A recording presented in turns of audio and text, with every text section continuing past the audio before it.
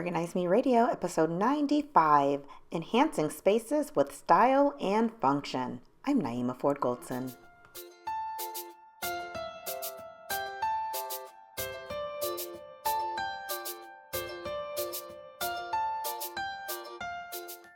Hi, everyone. Welcome to Organize Me Radio. I'm Naeemah Ford Goldson, and today's guest is an interior designer, seamstress, and an interior designer. Please welcome Twanda Fair. Welcome, Twanda. Thank you. Thank you so much for having me on your podcast. I'm super excited.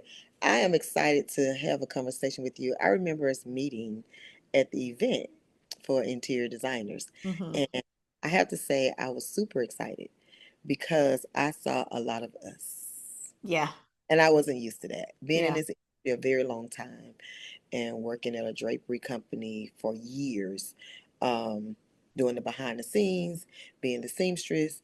I did not, and going to some of these events with my previous boss, I didn't see a lot of us. And I'm telling you, African American, we are doing it out here. So, can you share a little bit about your journey to becoming an interior designer, seamstress, and an interior designer, and how do those converge? I actually was born doing this, and I'm being honest. It's a gift from my grandparents, my dad's side of the family. My dad even know how to sew. He helped me with building furniture and all that stuff. But my start came from just being born this way, being able to use my hand um, and making my dog clothes with a needle and thread. I'm gonna say around 5. I'll say that's just how early. And I scrap fabrics, old clothes, cutting them up. Believe it or not, I made all my dog clothes. And throughout my life of sewing, my grandparents used to let me sew on machines, their machines. But I got my first machine when I got in high school in the ninth grade. My first actual machine, because in ninth grade I was supposed to take beginner sewing class. I took advanced sewing class my whole school year, high school year. And I actually won a trophy Wow. for being the top seamstress in Benjamin E. Mays High School. Also, from that, I went to sewing. I sewed for people. I made wedding gowns. My sewing teacher in high school, um, her sister was getting married. I was her advanced student, and I wasn't afraid to do anything. I made my first wedding gown. It was my teacher sister's wedding. I helped her make that wedding gown. Uh, Wow. I made my first prom dress was my own. I made my prom dress, and then from that I just went viral, making clothes for everybody, church members, people. Alterations that turned me off. I'm gonna be honest. Alterations really turned me off from even wanting to make clothes anymore. Because you get people who go and get stuff on sale. They get either the smallest thing on sale because it's on sale, and they want you to alter it. I'm like, look, I need to just create. You need to go buy another one because I can't do that. You have to add fabric, or they go get the biggest thing, and it's still difficult because it's too big. Well, you might as well just get your right size. But from that, I started working at the drapery company. I started working at a drapery company. I think that was in, this sounds so ancient, 1998, I think. I think. But I started working at a drapery company where I worked there for 13 years. And then the economy got bad. The pandemic came. The economy got bad and the recession came. So they kind of laid us off. But in the midst of that, I always stayed close to my boss. He always gave me side jobs. So I started my own business. When I got laid off, I started my own business. It was not a conflict of interest. But then I ended up going back there years later because something happened with the business. He needed somebody to come and help him rebuild it again. I went back there as a supervisor and managed the place. And from that, I knew I was going to be doing this full time on my own. I was not going to retire doing that. And I always wanted my own business. I always wanted my own brand. And God blessed me to do that. I started my own brand in 2022. And now I released the brand on Trish Stanley TV this year, August of this year. So now I am now getting ready to really promote that. I'm super excited about this. It will be featured on a TV show. Bedroom Piece will be featured on the TV show as part of the set design. Oh So my God, that's amazing. I'm excited about that. Also, teaching sewing. When I worked at the drapery company, I taught um, people that we hired that came in. I trained. You may know how to sew, but we also train you how we do things. So I was a trainer. I love teaching and instructing how to sew. And for one thing, this is a lost art. Sewing is a lost art now. They don't really teach it in school anymore. So, so many different things, but these are things that has been my dream. And I am grateful to God that I am literally living and walking in my purpose. I absolutely love what I do. If you cut me, I bleed it. Literally, this is it. This is what my whole life has been about. The goal is to be where I am now and to move further, especially having my own brand, Mm. Bedroom Piece, especially having my own brand. That right there that's a real reality check for me, What because inspired you to so create your own brand? what inspired me was I'm a creator. I'm a creator. I like to create things. I like to build things. I like new things. I don't like things the same. And then you need to know what set me apart from what's popping. For me, I am super excited, and what inspired me was just being a dreamer, liking things different, wanting people to have something that's authentic, being able to broaden their mind in what it is they want. I can create that. I can help them create that. The vision, oh my goodness, that's exciting for me. That's a push, that's a drive. It makes it more worth the while of doing what you do. Let me tell you something. There are days when it's just those days when it's just like, look, I'm tired. Everything want to go wrong today. But when I wake up the next day, I get up with that same ambition and say, I'm going to do it. Nothing's going to stop me. And it's like nothing happened the day before. Problem solving. I'm good at that. Mm. How to fix it. If it's broke, let's figure out how to fix it. You have to be able to problem solve. Yeah. And you have to have a passion for what you're doing. Mm. If you don't, you lose interest so fast. So for me to be able to get up the next day and say, yes, I still want to do this, that means everything. And it should, I hope and pray that it encourages my client to trust me, whether I'm dealing with a designer or I'm dealing with my own homeowner or whomever that is, seeking my services, you know. So, how do you approach creating your softline products? And then, what role does it play in transforming the space for your clients? The soft line for my own personal soft line, it's a luxury line. It's a luxury line. So to be able to put these pieces together on a nice piece of furniture, Mm. the creativity of it, everything on Bedroom Piece, it is a beautiful high-end fabric, but it's got leather on it. Everything Bedroom Piece has leather on it. So with that, bringing that into a space of creativity, it's the look of it all together.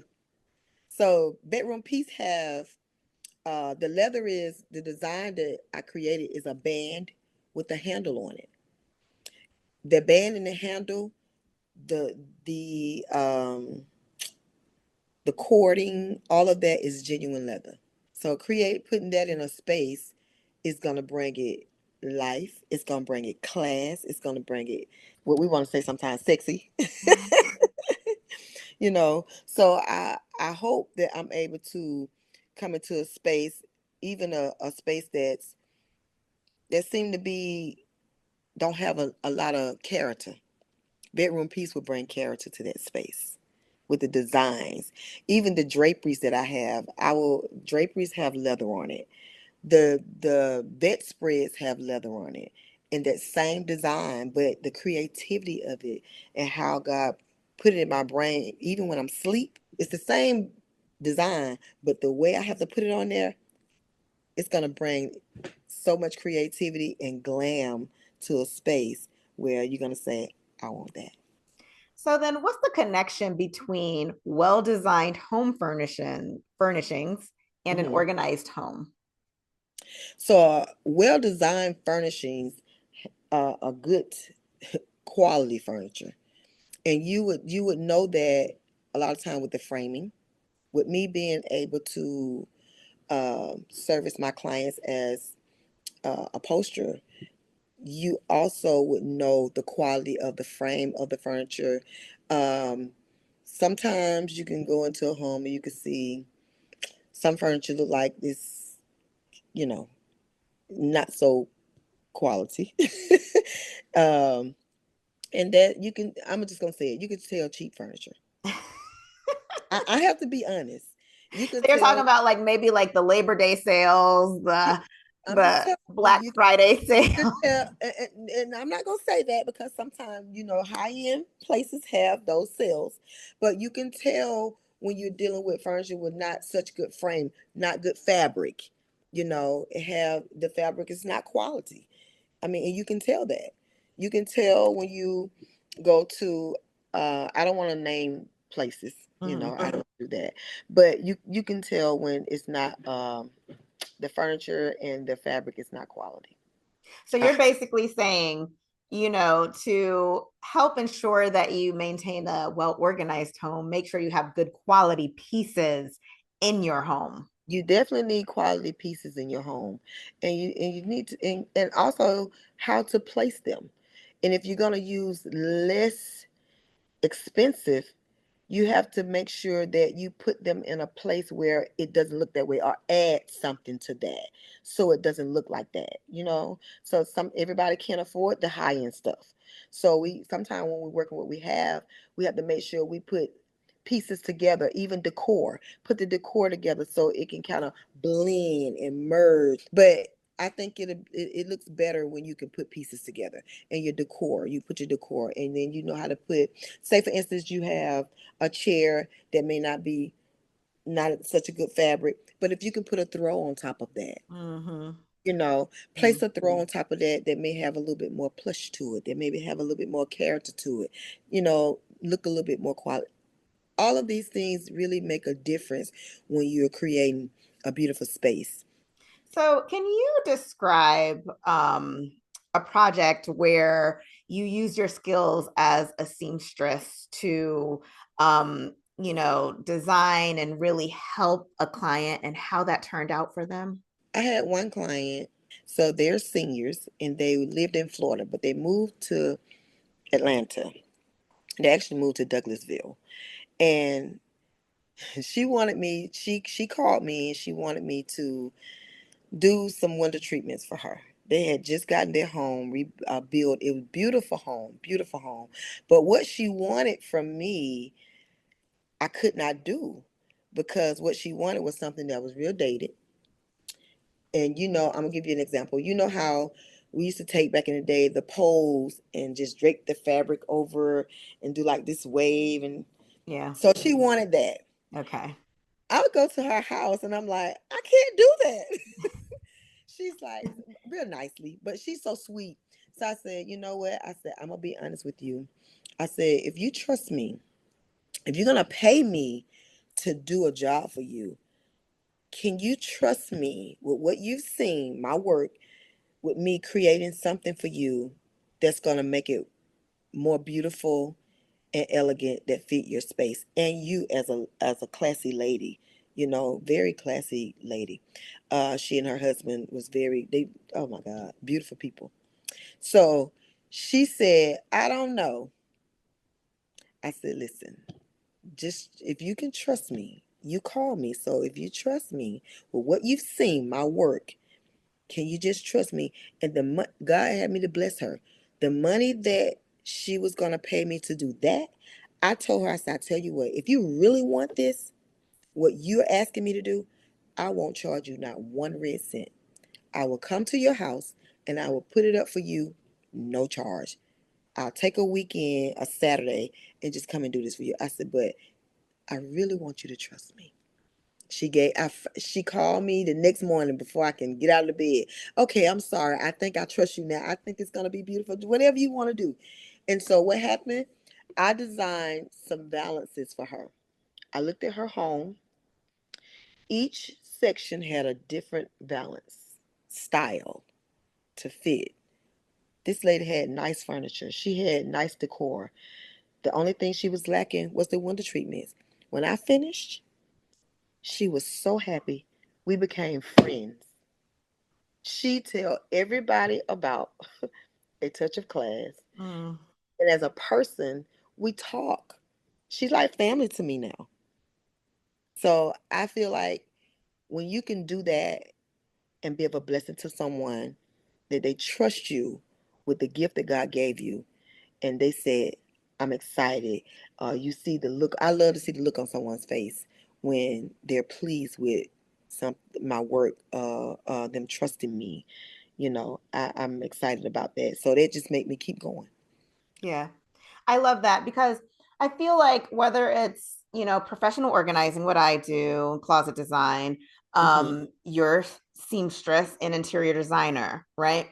I feel like with the line of work that we do, it's important for the clients to trust us, to That's trust right. our vision, to know that we are the experts Yep. and we won't hopefully lead them down the wrong path. I Mm-hmm. find that when I have clients that just trust my vision, it ends Mm-hmm. up turning out great. As Mm-hmm. opposed to the people who are a little hesitant and you ask them, you suggest something, but then they want to do something else and then Mm-hmm. it doesn't work out. And So, then you the problem. You the blame for that. right, right. So that's why I think it's just important for people to trust the experts. We know what we're doing. We're Yep. trained to do this. We've been doing this for years. Trust us. We know what we're doing. Yep. And the key, I want to add to that because the biggest key is listening to your client. You have to listen to what it is that they're actually saying. They may not even understand how to really articulate what it is that they really want. A lot of people know what they want, but they don't know how to put it together. They don't know how to put the pieces together. I know what I want. I get that so much. I know what I want, but I really don't know how to really say it. So if you're listening to what they're saying, and also I look at their surroundings, I look at what it is in their house that tells about the person, the decor, the furniture, the way they look, their clothing, the way they speak, the way they carry themselves. I look at all those things to kind of get a picture of what it is that to help me to bring fabrics that's going to say, you know what, this fit who you are. What do you think about this? I think this will work for your space. I think this will work for what you're saying. Am I hearing you right? And I kind of repeat what I hear them say. Am I hearing you right by you saying, uh, I would like to have this? And with this fabric, am I showing you what the vision could possibly be with this fabric? So, in your opinion, how do you think that tailored products, Mhm. for clients, tailored softline products, how do you think that helps with maintaining a level of function within their home? Tailor is custom, which is what I do. Everything I do is custom. Tailor is custom to what we were just talking about, what it is that the client want. It has to be what they want. You can be the designer and you can be the creator, but you can't be the visionary of what it is that they want. They have to tell you their vision. So, and if you're listening to what they're saying as to what they want, Your profession come in as to how to put it together so that they can live in their own space. They'll say, well, you just do what you want to do. No, no, no, no. This is your home. This is your space. You have to live in it. You have to be comfortable with the choices. I can make it as beautiful as you want, but if it's something that I pick for you, you're not going to like it. It's not going to work. Then we're going to start all over again. And that's more money for your clients. So you have to be very transparent. I'm very transparent with my clients. If it don't fit, it may be a vision, but maybe let's tweak it a little bit to give you the best of what it is that you're looking for. So with that being said, you get more than what you're paying for, if that's the case, if you want to see it that way. You get more for your money, meaning it's going to be better than you even imagine it to be. That's when they have to trust you. What are your favorite tips for, I'd say, balancing a space that's small, maybe a space that's small, or maybe a space that's busy? Let's say the client has kids, maybe four kids or something like that, and they're always busy, and but they want it to be beautiful and they want to maintain order. So for me, being organizing, everything have a place. Everything has a place. Everything have when you're in a small space, you want more things off the floor. You want more things to be maybe like on the wall, maybe mantle, shelving, especially with kids. The cubicles, if you're gonna do flooring, you want the cubicles, so little cubes. The kind of what I have here, if you can see that. Oh yeah, yeah, like the storage Yeah, cubes. the storage cubes are really, really great. You can use those for the kid. And we speaking on kids when you say kids. Uh, just for the kids, you can use the little baskets, put their arts and crafts in there, um, make the room look really pretty too, with their own decor and a play space. But for the adult, you have a space too. You have your own corner where you have your own setup. If you're doing say like a meeting space or a desk space, you want to be able to have a wall just for you in that space where you can have your desk. You have all your stuff on the wall, such as yourself, like you have your shelving in the back, your own space. So the kids have a space here, you got your space here. And even if the husband got a spot, you know, he over there in his lounge space. So over in this corner over here, he got his man cave. That way everybody fit in the home and nobody's in nobody's way. Also, you want to brighten up that space. You don't want to put dark paint on your wall. If you're going to use window treatments, they need to go all the way to the ceiling. It actually makes the window taller. It makes the room taller, um, with from top to bottom. If you want to go out, you want to make sure that you have not so much furniture. You don't want a whole lot of furniture in a small space. So you want to kind of minimize the type of furniture that you're using in that space. If you got a small space like a living room, a small living room, you don't want to put a huge sectional in that space. Maybe a couch and a chair Mm-hmm. for the adults. In that corner for the kids, you have their own little setup over there. That means they have their space, and that way everybody still fit, and you can move around as well in that space. You may and may not put a coffee table in the middle or a centerpiece table. How some people call it centerpiece table in the middle. If so, make it small enough. If you use end tables, you don't need the big end tables. Make them small enough. Even the ones with the little drawers or just the wrought iron ones with a glass or marble on top. You want to use lamps, tall lamps, not short lamps on there. You don't want to use, and if you use the tall lamps, they're going to be the corner lamps. But it needs to be in a space where you don't particularly have a end table, so, but you need lighting over there, Mm-hmm. so to kind of balance out the room with lighting, you want a light over here and you want light over in that corner over there to balance the lighting out. So I hope that makes sense. It does. Okay, so less is more, basically, especially in a small space. Less Less is is more. always more. Less is always more in bright paint. Okay, got it. Got it. Okay, so then what advice would you give someone who maybe wants to try to DIY their home and but they want it to look beautiful and aesthetically pleasing? What advice would you give them? So if you want to DIY your home, I would say first you got to figure out what are you DIYing? What space are you trying to recreate? And a lot of time people want to recreate their kitchen. They want to recreate that's a big one. The kitchen. Yeah. The kitchen, the master bedroom. And if you're gonna do that, what are you planning on doing? It depends on what it is that you're planning on doing in that space. If you're trying to make the space bigger, you're gonna knock a wall out. And if you're not gonna knock a wall out, you need to declutter the whole room and start from scratch. So, and then you kind of work around your pieces, such as your bed, your dresser, if you know your big pieces. What are you gonna put in there to either make it bigger? Make if you're gonna make the space bigger, what are you gonna put in there so it don't clutter up again? And what paints are you gonna use to make it either look smaller or look bigger? Because if you use a bigger space, if you DIY and make your bedroom, I'm gonna use a bedroom, make your bedroom bigger. You can put darker paint on the wall for accent wall. You can put maybe bigger furniture for a seating area. You can also put um, for window treatments. If you're gonna have a seating, you can put draperies in there, or you can also put Roman shades in there, custom.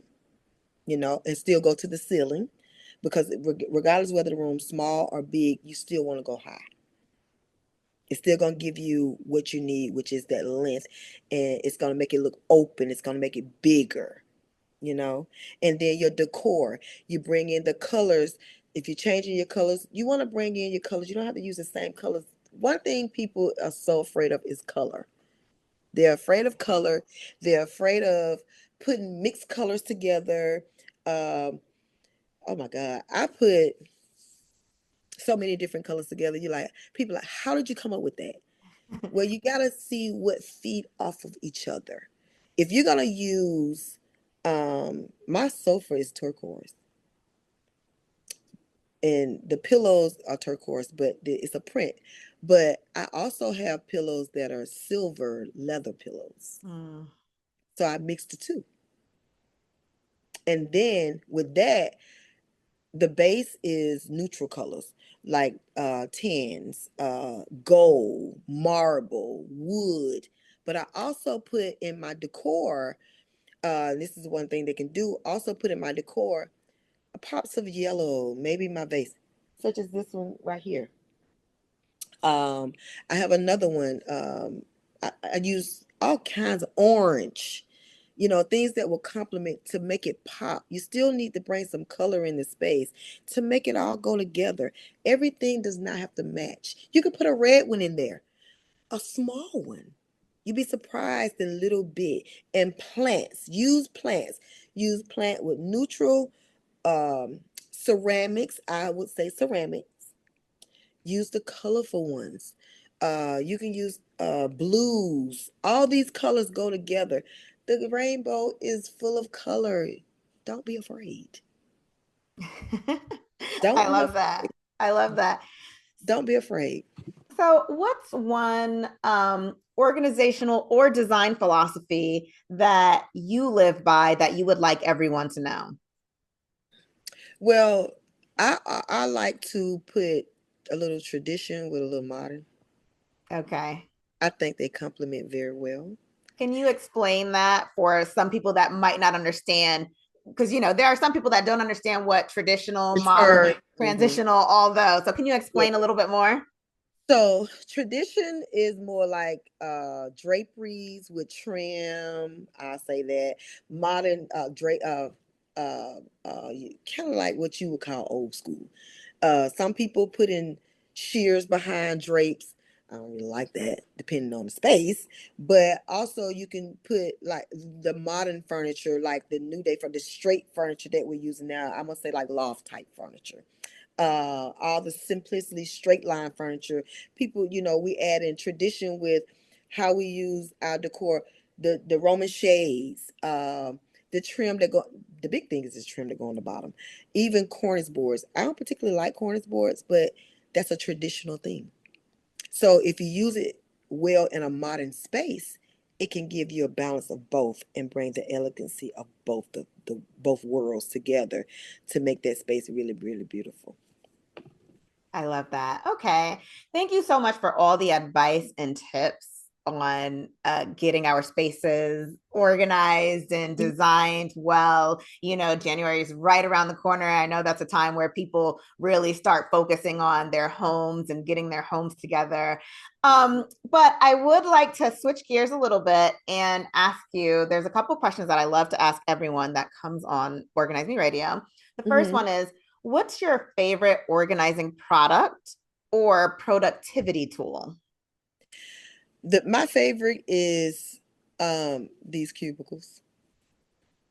I like them because they really can bring elegancy. They can bring simplicity. You can store things in those things. You can stack them. You can make bridges with them. You can make, oh, let me tell you, this is one of my favorites with those.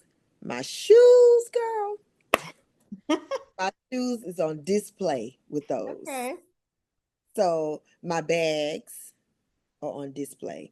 Some of my decor, all of my decor, I like to put decor plants. As you can see, I use them for plants. A plant stand to display my plants.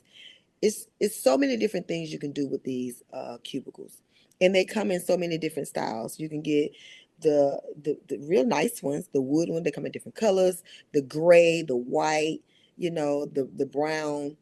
I like them. Okay. Okay. Great. Okay. Love that. Okay. So, the other thing that I like to ask people, what is your greatest professional achievement? My greatest professional achievement is being an interior designer and an interior designer seamstress. Starting a brand and creating a brand um, to bless the world. Tawanda, thank you so much. I think you are just an awesome person. The things that you've accomplished are just so great. I would love it if you can tell everyone how they can find out more information about you. You can look me up on my Instagram, A Touch of Class, TRF. My website is not up right now. We're actually doing some recreativity to it and adding the classes because I am an instructor. I'm going to be teaching my sewing classes um, at A Touch of Class, TRF.com. And you can inbox me. Facebook is Twanda, Twanda Fair, Fair. Tawanda, thank you so much for joining us. Thank you all for joining us. Be sure to tune in next time for an all new episode.